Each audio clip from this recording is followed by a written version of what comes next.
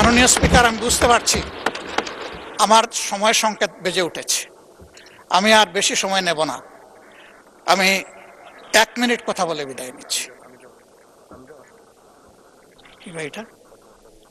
জি জি, না সেটা তো ভিন্ন ব্যাপার। আমার বক্তব্য আমি শেষ করছি।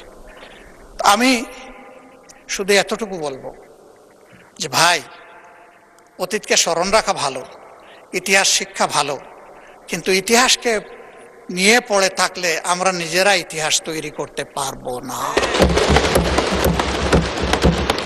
ইতিহাসকে ইতিহাসের জায়গায় রেখে আসুন আমরা এগিয়ে যাই।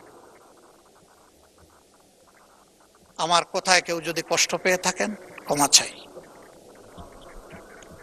ভালো যদি কিছু বলে থাকি, আল্লাহ আগে আমাকে আমল করার তৌফিক দেন এবং আমাদের সবাইকে এটা মানার তৌফিক দেন। আমি একটা কৈফিয়ত না দিয়ে পারছি না। মাননীয় প্রধানমন্ত্রীর পরিবারকে জড়িয়ে যারা অশ্লীল আচরণ করেছে, উনি এখনো বিচার চান নাই। আমি তার পক্ষে তাদের বিচার চাই।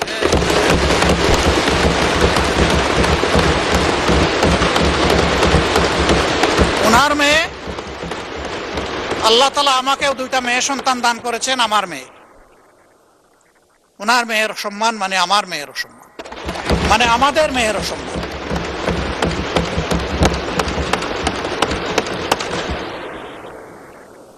এই ইতর প্রাণীগুলা কারা, তাদেরকে নির্মোহভাবে খুঁজে বের করা হোক। প্রিকনসেপ্ট কোন আইডিয়া থেকে নয়, ব্লেম গেমের জায়গা থেকে নয়, ভেরি ট্রান্সপারেন্টলি এটা বের করে আনা হোক। আমার নিজের দুঃখের কথা নাই বললাম, একটা মানুষ বয়স হওয়া পর্যন্ত সব সময় গায়ে কাপড় রাখার চেষ্টা করেছি। মা বাপ যেটুকু পেরেছেন, আমি এখন যেটুকু পারি সামর্থ্যের আলোকে।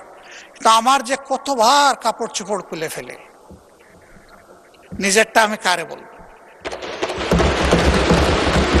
মাননীয় স্পিকার, কি শিখাচ্ছি, কাদেরকে প্রশ্রয় দিচ্ছি? মনে রাখবেন, আমাদের কেউ যদি এদেরকে প্রশ্রয় দেয়, একদিন এরা আমাদেরও কাপড় নিয়ে টান দেবে। এই নোংরা ধারা বন্ধ হওয়া উচিত। এর অস্ত্র সরকারের হাতে। আমরা সরকারকে পূর্ণ সহযোগিতা করব। সকল টেকনোলজি কাজে লাগিয়ে প্রথমত বলবো যে এই নোংরামি বন্ধ করার পথ বাহির করুন, গোলটা ফিল্টার করে আউট করুন। তারপরে বলবো ইনসিডেন্টালি ওর অ্যাক্সিডেন্টালি কিছু